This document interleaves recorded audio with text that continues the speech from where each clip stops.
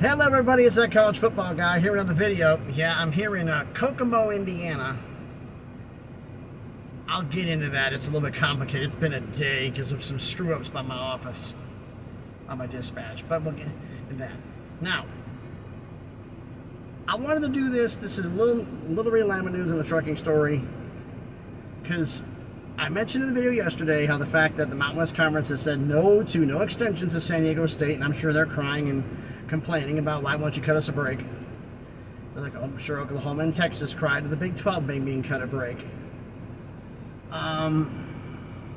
But that's the way it is, and they're going to have to deal with it. Now, what has come up, and in fact, is a little work in here, and I did not know this about the American, the AAC. If you want to leave early, you have to give 27 months notice. That is insane. That is absolutely insane. 27 months? And then somebody, of course, hearing all the stuff on there, asked someone at SMU recently, and they flat out said, we have no intentions of going anywhere. We have not been contacted by anyone except for when Kliavkoff toured the campus. Nothing has been said since. This is what the source said there. Supposedly from the SMU said this. They have not been contacted. Which means one of two things. Either one, they're lying, or two, Kliavkoff took it back and the rest of the members said, no, we don't want SMU in here. It is what it is about that. And everybody is wondering why all of a sudden there's all this news about UConn to the Big 12. UConn, folks, if you honestly think you're just going to get UConn basketball, it's not happening. Okay? The only reason UConn went independent in football was to put their Olympic sports in the Big East, with St. John's and Villanova at the basketball power conference. They wanted their basketball to be there. They're not coming in unless it's everything. And I still think that unless Brett Yormark is an incredible sweet talker, I'm wondering would they go to the Big 12, or is Connecticut going to sit by and wait for the ACC to self-destruct and be one of the backfills? I don't know. I personally I don't know what they're thinking right now. I've heard this is all rumor and innuendo. Yes, it's heating up. It's heating up. Problem is, the only people who've been saying it's heating up are the ones who are talking about it's heating up. The actual sources that have information published in the media, nobody said anything since the last statement, which was 3-4 months ago, that they have not been in contact by the Big 12 or the Pac-12 or any other conference for that matter. So I don't know what this holds for all of this. Like I said, right now it's a wait-and-see pattern. Like I said, SMU's not been contacted. San Diego State, we know has been saying, they're unloading me right now. I'll get into this here in a second, because this is an abbreviated thing. Your San Diego State's going to be trying to try to get help, but the thing is, the only way San Diego State does not move the needle alone. They don't do it. The only way they're going to come in is if somebody leaves. And I've been looking for any other thing anybody else about. And the one thing I've been hearing is the fact that a lot of people, and because one of the biggest problems, I'm going to say this right now, for everybody who's looking for information, it's great, but the biggest problem with the Pac-12 is the university chancellors and presidents can't shut up when a mic's put in front of their face.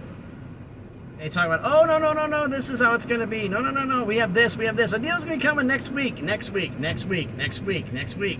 How many next weeks are we at right now? 52? Because this is crazy. Absolutely crazy. But it is what it is right now. So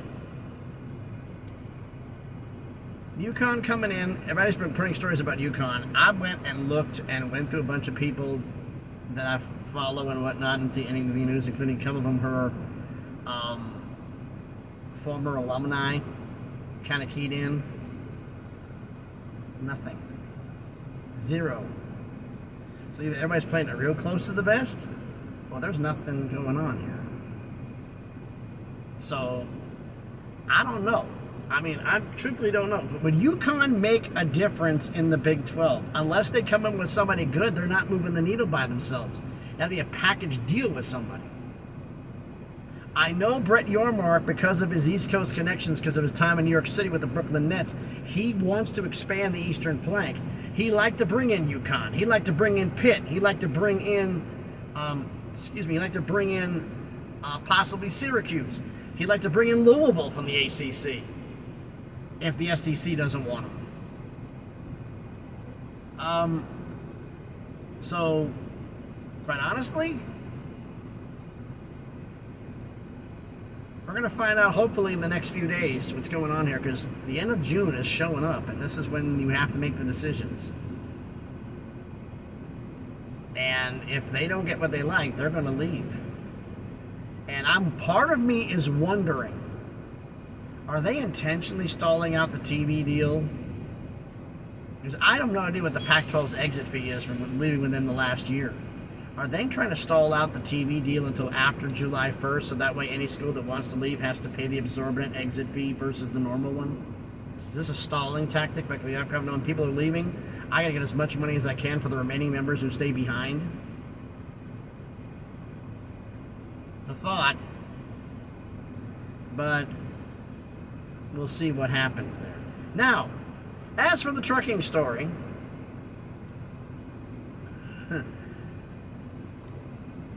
I spent the night up in Portland, Tennessee, went down to Smyrna, picked up a load, brought up here to Kokomo. They gave me the wrong address in Kokomo. So I had been 35 minutes going around for the address that was not printed until I finally got somebody who said, oh, no, this is actually where you're going to. So I get loaded here and then reload going back. And it was very funny having the planner on speaker talking to the lady from the plant who said, I don't give a damn what you tell anybody. What's on our paperwork is where it goes to. That's what we go by. We don't care what anybody says. So you can tell them to go to the moon. It goes to this plant. Okay? I've never heard, normally the planners are like talkative, and all I heard was crickets, which is a little unusual. Now I got to race back and try to get back between around 7:30 tomorrow morning to get back to deliver this. I don't see it happening with the hours I got. I told them you're looking at 8:30, 9 o'clock. Now I'm going to get an hour back because I'm in Eastern time here in Indiana and it's Central time in Tennessee. And I'm wondering, because this is a normal route that's going to be going every week, like literally it's an up and back every day for somebody. I'm not a route guy. I do everything because I don't like being pigeonholed in one place. I told them the only way I'll do that is you have that road that runs bi-weekly. It's a bi-weekly run from Nashville to Yuma and back. That I can run in a week, and it makes a lot of money. There's also Nashville to Phoenix and back. I said, give me one of those. I'll be happy to do that. It's only every other week, but I can do one in the pool and then do that, and do in the pool and do that, and I'll be very, very happy. Because I need my miles, because I need my money, like everybody else does, right? So, crazy day. So let me know what you think down in the comments. So, oh, shut up, truck. Thanks everybody for watching the video. If you haven't done it yet, please hit the thumbs up, smash the like button. It helps with the algorithm, helps the video be seen by more people. Comment on the video. Does anybody actually believe, other than Kliavkov's original thing, that SMU is actually going anywhere? Is there anything other than what was initially done since Kliavkov went to visit him? Because I haven't heard anything since, and I've been looking it up for most of the day. Off and on when I got a chance to do it here. I haven't heard anything. So, let me know if you've heard, if somebody's heard something about more than this about SMU going, no. And all I said is UConn talks heating up. Where? Except for in your mind. There's nothing else. Maybe I'm wrong. If somebody says something else, let me know down in the comments, because I haven't seen anything. If you haven't done already, subscribe to the channel. Past 400. Thank you, everyone. We got past that milestone. Now it's on the road to 500. Slowly creeping up that way to 1,000. Let's see if we can get there, folks. Other crazy days, I don't get shook to death here by the forklifts. So thanks, everybody, for watching the video. Hope everybody's having a great day today. Be safe. Some knuckleheads out there, and it's really windy up here in Indiana. And please, be good to each other.